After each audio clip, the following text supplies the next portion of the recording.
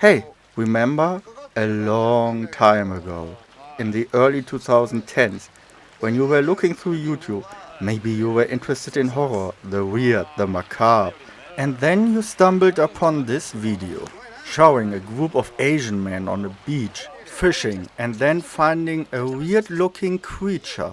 At first glance, the mysterious life form looks like a dried-out blobfish, but after turning it around, they see that it's fleshy and has a slit. After touching it for a while and probably annoying it, even giving it some Coca-Cola, it does its thing over everyone, and then kaboom! And so the video ends. These kinds of weird and supernatural clips were all over the place at the time. Often they came from Japan, recorded just by some random people with their low-end cameras. What are they? Who are the people recording it? And who are the uploaders? Are they real? Are they faked? And why are they all coming from the land of the rising sun? Japan. To answer the questions, no, they were not real. Obviously.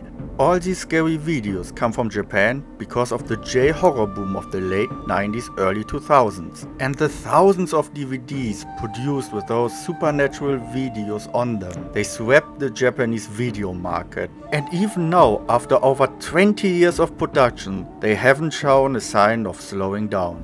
I made it my mission to watch all of them, or at least the ones I could find. I would love to go with you through the history of Japanese found footage and hopefully awaken your interest in this genre of movie. Now turn on the TV, get the old DVD player from the attic and lean back, because we're going to dive into the world of Japanese found footage. Welcome to my little niche interest.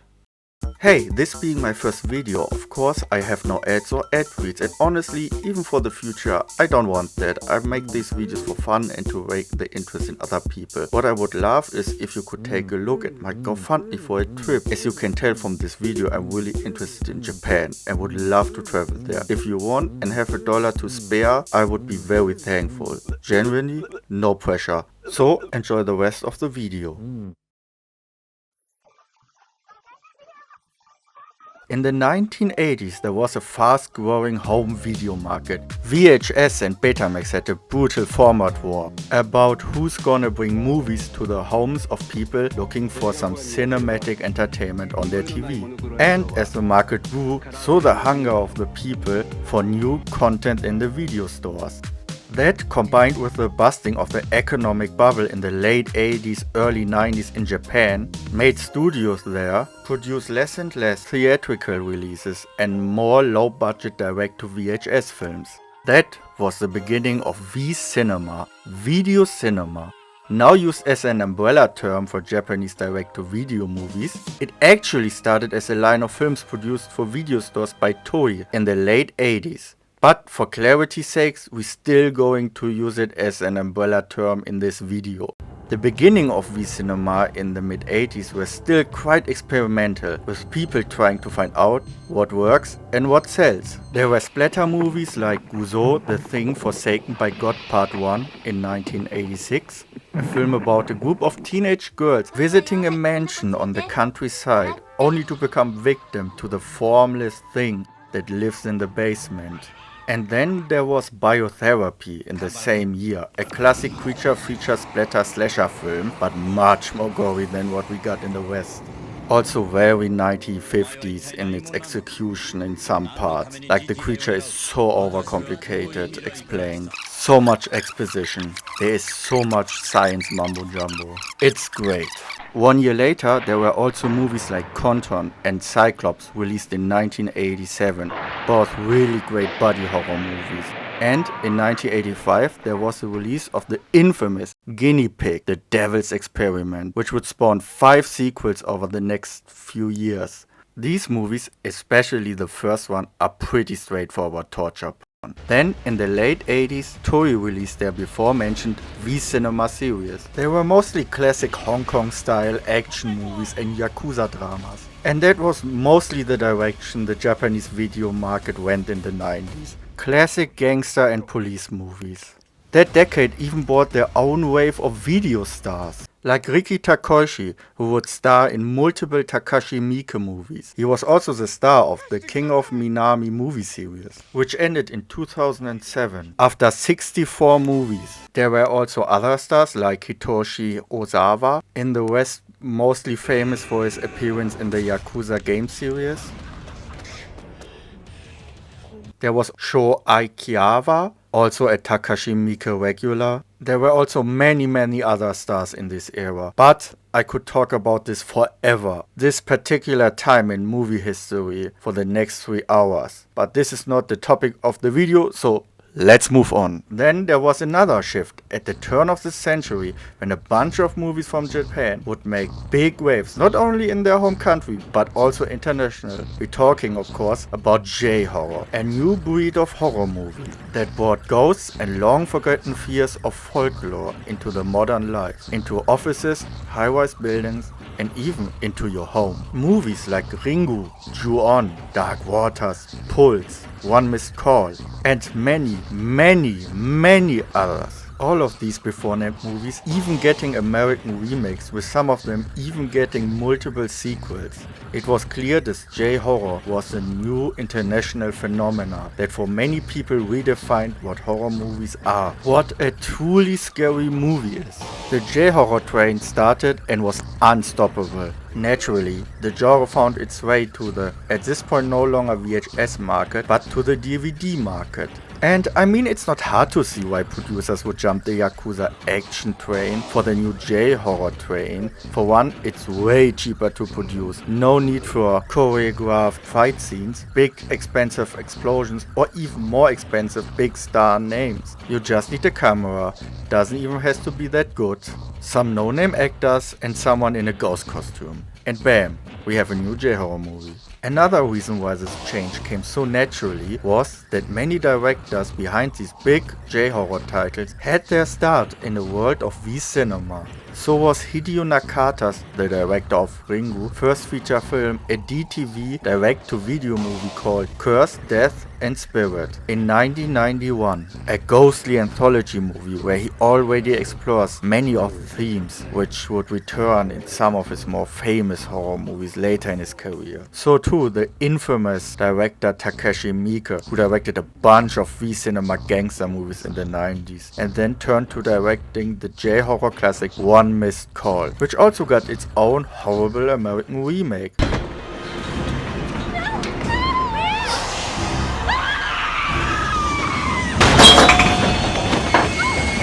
Ju-On, The Grudge is even a sequel to 2 DTV movies called Ju-On the Curse Part 1 and 2, both released in the year 2000. So, the video market's interest in this new phenomena did not come out of nowhere, but all of these before mentioned movies were all traditional feature films, and this video is about found footage movies. Well, at the same time, and even a bit before that, there was a big wave of found footage horror mockumentaries. These movies mostly stayed in Japan and didn't really cross over like the more traditional J-horror movies. With one exception, but about this a bit later. So let's go back in time again to the year 1988. When a little DTV movie released called Psychic Visions Jagarai, a movie about a TV reporter named Kyoko Savi, who is making a report on a young idol singer named Emi Kato. She and her staff plan the release of a new single called Lovecraft by an unknown artist. 曲名はラブクラフトっていうんですけどね。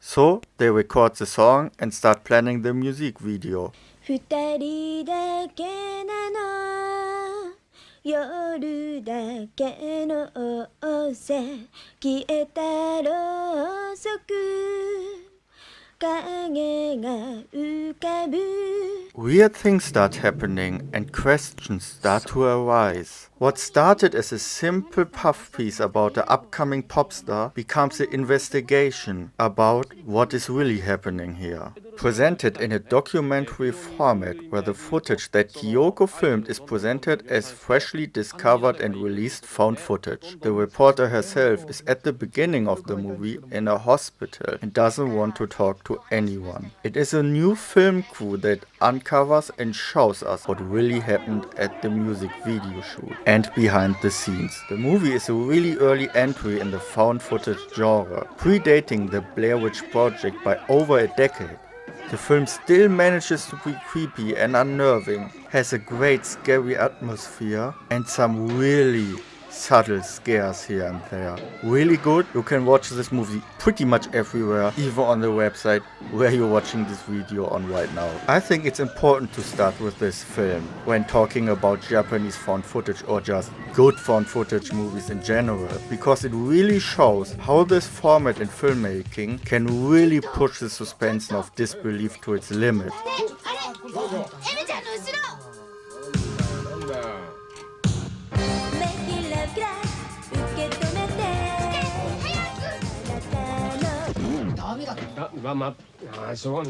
By making and presenting the footage as real and believable as possible, you are almost part of a roleplay. By picking up the VHS or DVD, watching this real footage, you play the role of someone who believes it, who believes that they are watching real found footage that was never supposed to be seen by anyone. And that is something that, in my opinion, got really lost in Western found footage movies post Paranormal Activity 1, especially when we get to movies like Paranormal Activity 5, Ghost Dimensions in 3D. I mean, I liked Late Night with the Devil a lot, and you can probably see similarities between that movie and Psychic Visions, a television production going horribly wrong, with the footage being uncovered afterwards. But you don't watch Late Night with the Devil and think, wow, this is real found footage from the 70s. And to be fair, the movie doesn't really try that hard. It uses the format more as a loose framework. That especially becomes clear in the ending, no spoilers, or in the backstage footage at the show. They never truly try to sell you this as real, where other Japanese film series try to act like they're selling you real ghost tapes, real footage of paranormal activities that they found or uncovered somewhere. So, enough wait, now let's get to them.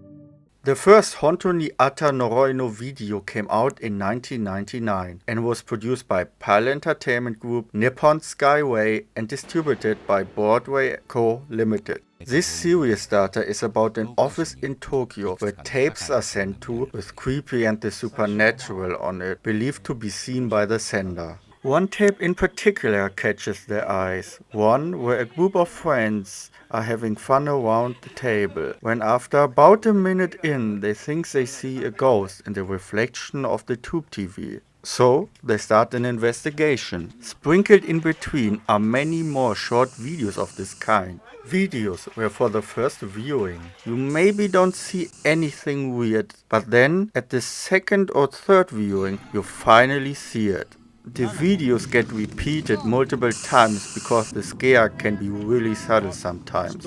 This kind of really subtle horror reminds me of a quote from Mike from Red Letter Media on what he wants to see in a ghost movie.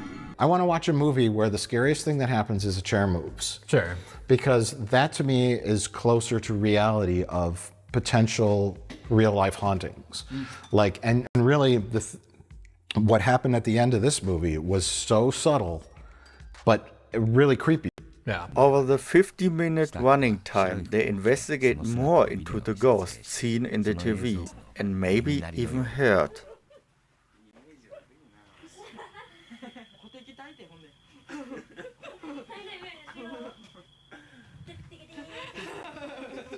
They bring the tape to multiple experts to get their opinions on it, but in the end, you, the viewer, must decide. Is it really a ghost in the reflection? This template would carry over into the sequels, with some changes here and there over the years. As an example, the fifth movie in the series is all about hospitals and the spirits roaming the floors of a place where death is part of daily life. On a little side note, I find this one to be particularly interesting.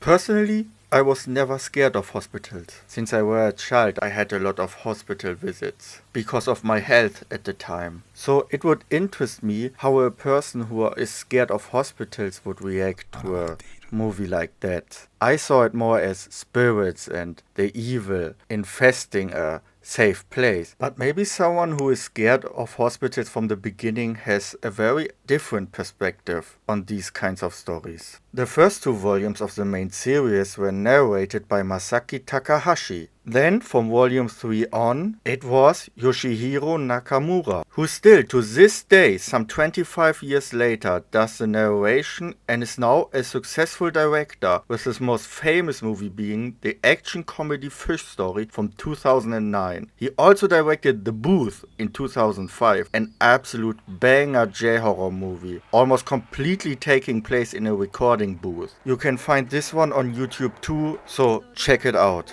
A big recommendation from my side.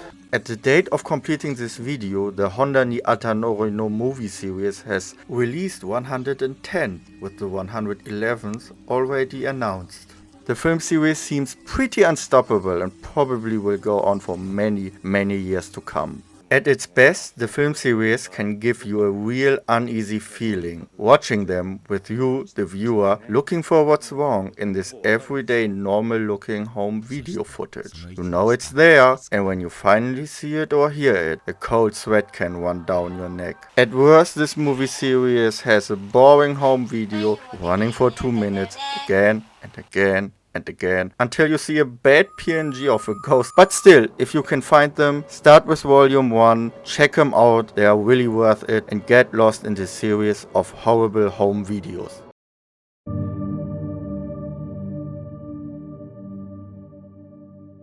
The first Yami Douga DVD was released in 2012, produced by From Note Inc. and distributed by Odessa Entertainment. It is a bit more of a traditional anthology movie with 3 about 50 minutes long straightforward found footage horror segments, in the vein of the VHS movies, interspliced with an interview where the owner of the footage talks about how they got the video, what is the background of it, and add other interesting information to it. In between those short films are little home videos with hidden ghosts in the background, very much in the style of Honto ni atta noroi no video. The structure is mostly short film, home video, short film, home video, and then it ends with a bit longer short film than the others. But that can change video to video. Often these 15-minute shorts are classic stories about young people going to haunted places and finding more than what they bargained for. So, one of my favorite segments is in volume 2, where 2 young adults visit their old closed-up school, only to find their old teacher hanging by his neck in their classroom. But is he truly gone? Maybe he was by their side, just out of sight, longer than they thought. Some shots can also be secretly filmed footage, like one segment where a man smuggles a camera into a group suicide in the woods, only to find out not everyone in the group has the same intentions. Sometimes they can go quite meta, with a segment being about a film crew who wants to record a fake, haunted videotapes-esque video, only to find the real thing. Some stories go on over multiple DVD releases. As an example, one story is about a package deliverer who gets sent to the same apartment building multiple times, where, when he arrives, finds that the apartment is empty. Just one camera stands in the middle of the room, filming him. Behind the camera, a mysterious woman giving simple instructions. Some weird things start to happen around him.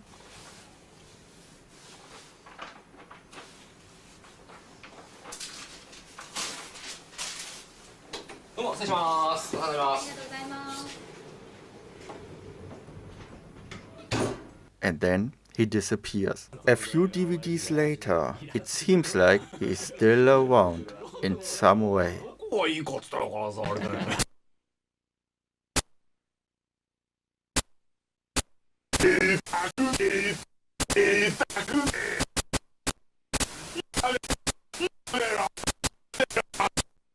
A very eerie story. One thing that separates this movie series from the others is that this one is actually available in the West on streaming platforms like Amazon Prime under the title Tokyo Videos of Horror. So this movie series is a great starting point if you wanna get into Japanese found footage. With pretty much almost no dots and great production quality being seen throughout the whole series, no lame PNG ghosts, this film series is a real banger. Creepy, sometimes surprisingly gory, and often shot on great locations, old schools, forgotten shrines, and dark forests. Also, they have a good mix between ghosts and other supernatural, and sometimes more grounded in reality horror material. Check it out. At the point of finishing this video, there are 25 volumes in this movie series, with the last one being released in 2020, with a spin-off series, Shenra Yami Douga, started in 2014 and still going to this day, with a new volume announced for September 2025, volume 103. The difference between them and the main series is that these ones have way more home videos with ghosts and supernatural activities in the background in them, mixed with interviews here and there, and less story-driven horror shorts, like the sister series. But with awesome cover art. I mean, look at this.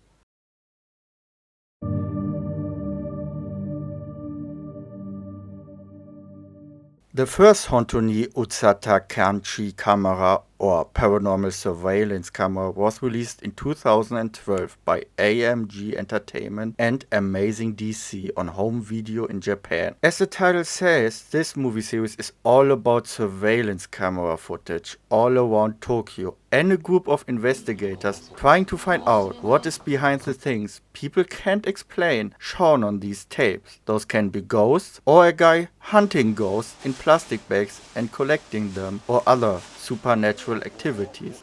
This movie series is quite a bit more focused on the investigation part than the others, especially from volume 3 on. One movie has a collection of found or sent to the office ghostly supernatural videos, with some getting investigated by doing a bunch of interviews, going to the location and doing some experiments there. They even have reoccurring characters like Kator, who is an expert in everything ghosts and gives them this knowledge if needed in an investigation. What makes this movie series interesting, besides the surveillance camera capturing supernatural aspect, is that the stories here can get quite weird, like the before mentioned story about a man capturing ghosts in plastic bags. Then there's also a story about an Abbott and Costello-esque comedy duo, who, when they perform by an old shrine, get cursed with being actually funny, in form of awards, with a long hair growing out of it on one of the comedian's back. When it is pulled out,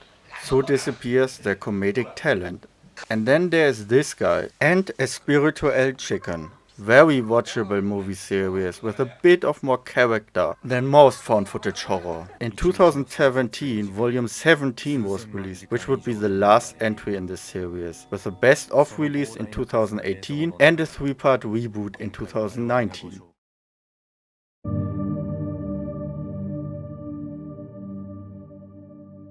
Well, they can't be all winners.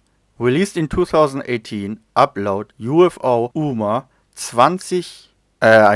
20. Oh, that was a German slip-up. Consecutive Select Shockers from Jukajedo Entertainment is, as the name says, a film series all about UFOs, aliens and weird creatures. And you know the stuff is full up my alley. I'm really interested in movies about UFO sightings like Fire in the Sky, the UFO Incident, Communion, or the show X-Files. God, I love this show. I love the mystery around this topic and the possibilities of exploring these scary concepts like being abducted to another world. But this movie series gives us nothing of it. We get a lot of lights in the sky, actually a lot of them, and sometimes really bad CGI. Which is especially a problem when you want your footage to look as real as possible. But then you got this footage of seagulls and then they get attacked by a PlayStation 3 graphic.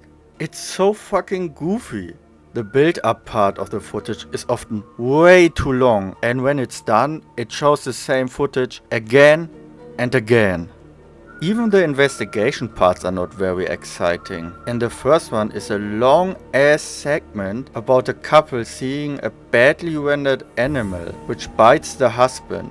When making this part of the video, I tried to remember how this segment ended. I think it was something about like a magical bite. It's really boring and bland. Sadly, not very good. I give them some credit for trying something different, like including a bunch of urban legend creatures, not just ghosts, but in the end the quality is just not there.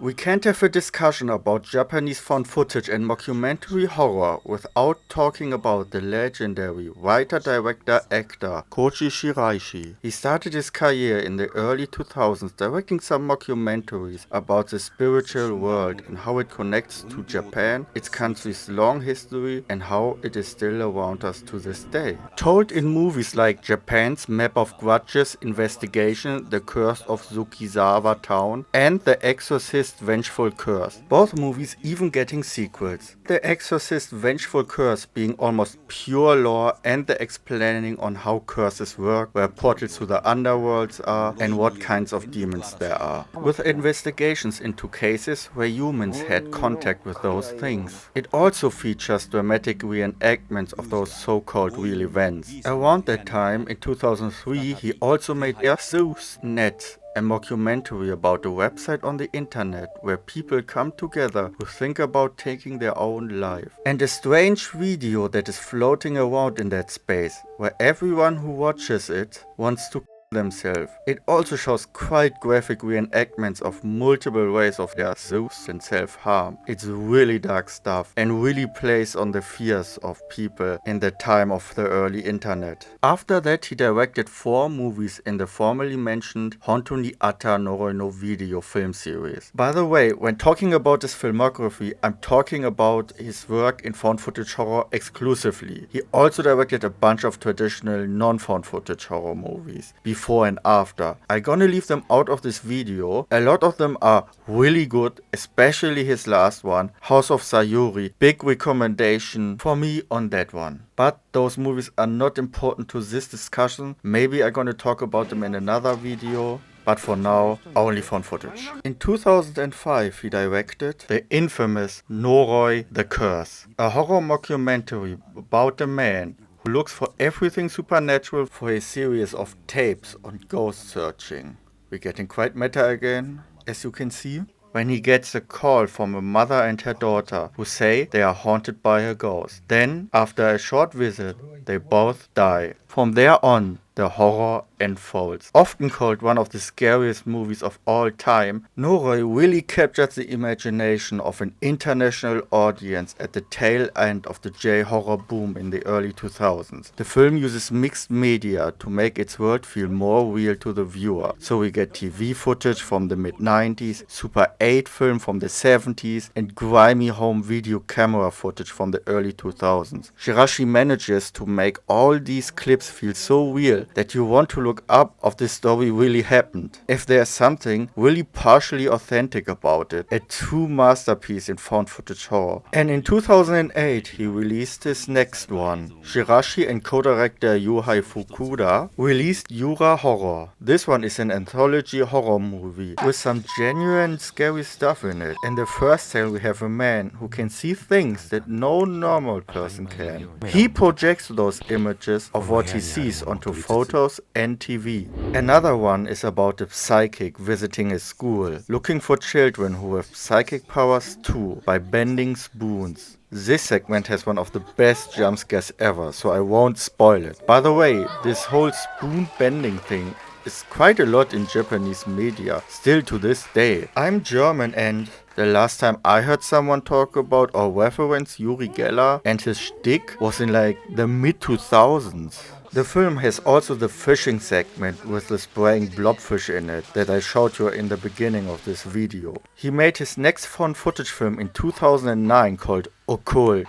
And here we see something that is very interesting about this found footage filmography. All of them are connected. Specific concepts, characters, and even events are referenced or appear in other movies of his. So do the supernatural dimension-traveling worm thingies from Noroi. They are also in Occult, Yura Horror, and in many others of his movies. Or here is another example. In his movie Cult from 2013, where one of the young women has this to say. はい。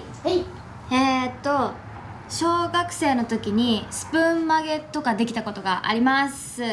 22歳入木まりです。お願いします。それ本当？本当ですよ。やって。超能力。 There's a whole cinematic universe you can explore, with its own dangers and rules. Then there is his magnum opus, originally released on DVD in 9 movies. The Senritsu Kaiki File Kowazugi movies, with the first one being released in 2012. It tells a story about a DVD producer / supernatural investigator, Jin Kudo, played by Shingyo Osako, and his crew consisting of his assistant, Miho Ichikawa, played by Chika Kuboyama, and his cameraman, Masatsugu Tashiro, played by Koji Shiraishi himself. Together they are investigating videos they got of supernatural events. So in the first movie, or file, they get a video that is supposed to show the legendary slit-mouthed woman, Kushizake Onna. She is filmed by 2 young men roaming the streets of Tokyo. So after seeing the video, the crew tries to find her, even actively trying to lure her out of hiding, using one of the men who filmed her and now is followed by her. What makes this series of found footage movies special are multiple reasons. The first one being the good writing. These movies can be really creepy but also quite funny and genuinely tense. The main crew has great chemistry, with their leader, Jin Kudo, being a violent asshole who would put anyone in danger to get some good footage. Where other investigators give up, he continues beating the shit out of people until he gets what he wants. He's like Nick Nolte in that one scene of 48 Hours, where he's all out of ideas and just start hitting Eddie Murphy out of frustration. He's like that, but all the time. The Senritsu Kaiki File Kowazugi movies also tell one complete story. Even if it's not clear when you watch the first 3 movies, they all build up to something big, which I really don't want to spoil. But let me tell you, the 7th movie, Final Chapter, which concludes the main story, is a genuine micro-budget epic.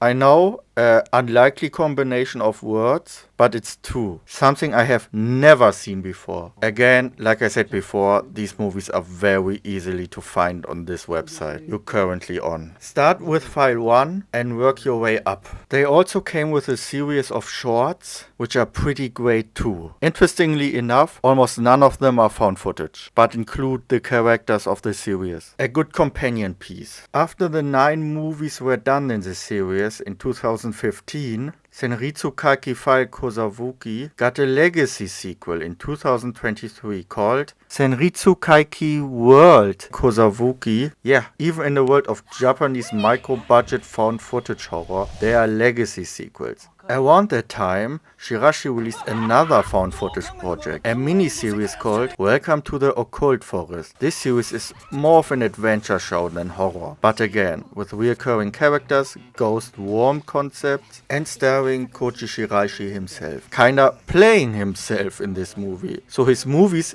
exist in the series. It gets quite meta. Check out his filmography, it's very rewarding and a lot of fun. His last found footage project was in 2024. It was called Koji Shiraishi's Never Sent Me, a collection of horror shorts, which he introduces with, hey, this is the kind of stuff they sent me because I'm the horror found footage guy. So don't please send me this horrible stuff. With the highlight being a short about a young woman in the woods meeting a man. At first he seems friendly, but he gets more and more pushy. This short is extremely tense and uncomfortable to watch. Watch it.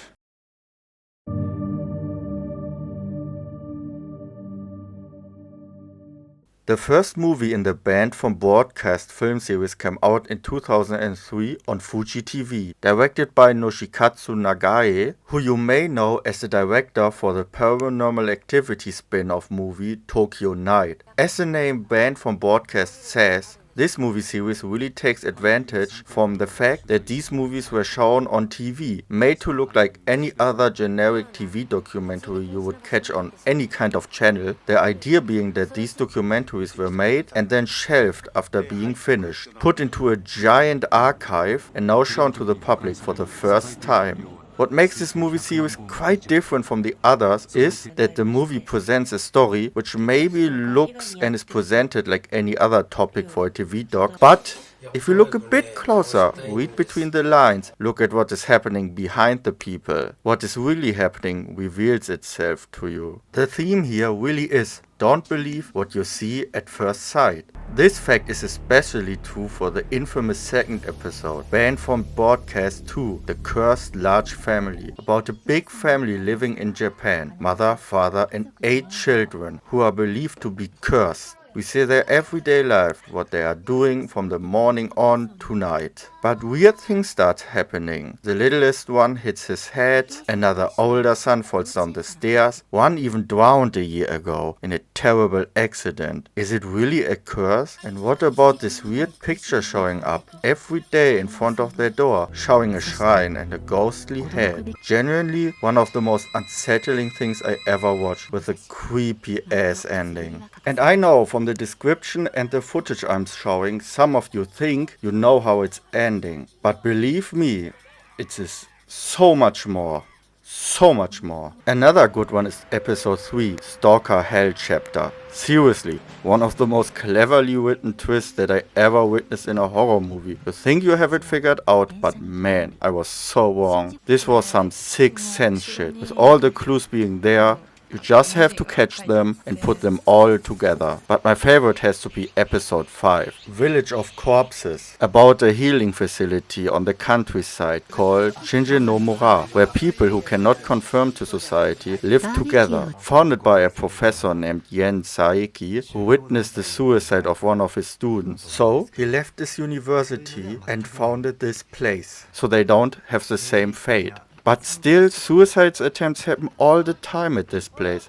Dark, gritty and bleak as hell. The Letterboxd reviewer @Pom described this episode as, and I couldn't have said it better. By the way, big shout out to the YouTube channel ScaredSheep, who went through all 6 episodes in detail, really digging deep into the themes and symbolism. Her videos were a big help with understanding much of the subtext. After the original 6 episodes aired, there were 2 feature-length movies released in Japan. The first one being banned from broadcast, the movie 68 Days with Vengeance Enforcer, which is a prequel/spin-off to the 6th episode that is about a woman seeking help from a famous documentary filmmaker. She gets abused by her husband brutally every day, and he is supposed to film the situation so all these terrible things can be made public. But after some time, her husband just stops the abuse, as if he became a completely new person. But the woman at this point contacted a revenge website, and now the husband is supposed to get killed in the next few days. Can they stop that from happening?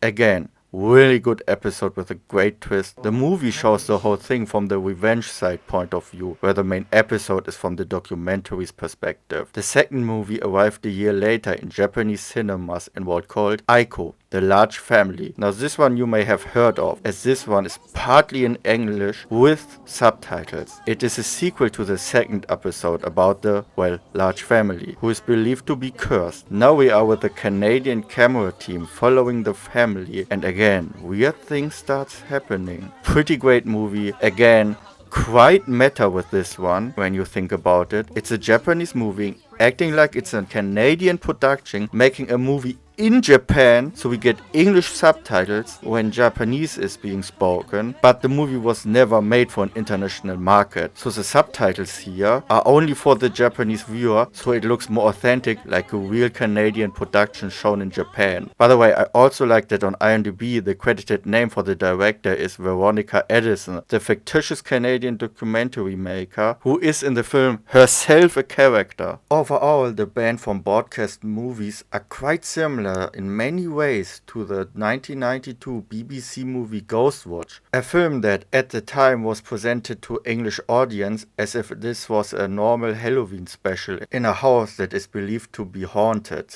What starts as like a cute BBC ghost program turns into a true nightmare. Both use the expectations of the audience of what a TV program has to look like and show, but then subvert them. And also, as Ghostwatch before, the banned on broadcast show has a warning attached to it that it is, in fact, fictional. In the first episode, only at the end, and later on at the beginning too. This is a complete guess, but I think they added it at the beginning too, because like Ghostwatch before, it maybe scared a lot of people who thought that the program may be real. So to calm some nerves, they put a warning at the beginning too. It's so hard to say goodbye. So we come to the end of this video. Of course, there are quite a few more Japanese found footage movie series out there, and I'm probably going to cover them in another video, but what you have seen here today covers quite a lot of good content out there. If you're interested in horror in any way, check out these movies and spread the word. Found footage in the West got so stale in the 2010s and, let's be honest, never really recovered. So, look over to the land of the rising sun and you can get yourself some real treats. And another thought that I have is, please Japanese filmmakers, release those movies in the West too. Like, just put them onto streaming or something. A lot of them are quite hard to get here in the West. Sure, you can find it on YouTube, but I would love to see some official releases. They really leave money on the table here. Before leaving you alone with all this information, I just want to remind you of the GoFundMe that I have for the trip to Japan. Again, if you have $1 to spare, I would be super thankful. Again, no pressure. Thanks for watching. Goodbye.